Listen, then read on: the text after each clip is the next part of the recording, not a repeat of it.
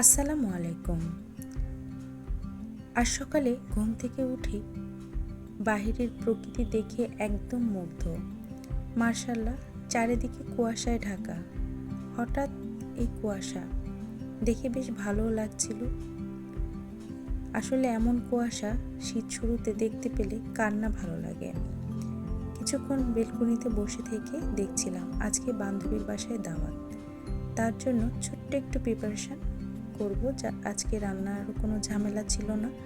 তো আমি কোথাও গেলে কিংবা কেউ কাছের মানুষ দাওয়াত দিলে নিজ হাতে কিছু তৈরি করে নিয়ে যাওয়া আমার খুব ভালো লাগে। যার কারণে মনে হচ্ছিল ওর জন্য কী বানাবো খুব অল্প সময়ের মধ্যে বানিয়ে নিলাম জিলেপি। অবশ্যই নেক্সট ভিডিওতে আপনাদের সাথে এই জিলেপির রেসিপিটি শেয়ার করব। মোটামুটি জিলেপি এটা তৈরি করতে আমার 1.5 ঘন্টা তেমনও লাগে নাই, সম্পূর্ণটা কমপ্লিট হতে 1 ঘন্টার মতো লেগেছে। এবার রেডি করে উপরে একটু বাদাম দিয়ে ডেকোরেশন করে এবার বক্সটা প্যাক করে নিয়ে যাচ্ছি। আসলে বান্ধবীর দাওয়াত, খাওয়া দাওয়া বড় কথা না, সবাই মিলে আড্ডা দেব এটাই অনেক বড় কথা। কথা বলতে বলতে ওর বাসার কাছাকাছি চলে এসেছি।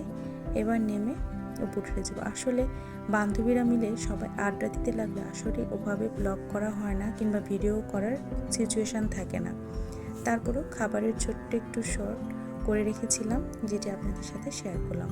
ও বিভিন্ন ধরনের আইটেম রান্না করেছিল মাশাআল্লাহ, আর খাবারগুলো অনেক মজার ছিল। ওর খাবার বরাবরের মতোই খুব ভালো হয়। আর সবাই মিলে আড্ডা দিলাম, খুব মজা হয়েছে। দুপুর থেকে সন্ধ্যা পর্যন্ত বেশ মজাকে সময়টা কেটেছে আলহামদুলিল্লাহ। আমার ভিডিওগুলো আপনাদের কেমন লাগছে অবশ্যই কমেন্টসে জানাতে ভুলবেন না। কে কোথায় থেকে দেখছেন সেটিও জানাতে ভুলবেন না। আশা করি সকলে ভালো থাকবেন, সুস্থ থাকবেন, আমাদের জন্য দোয়া রাখবেন। আবারও দেখা হবে। আল্লাহ হাফেজ।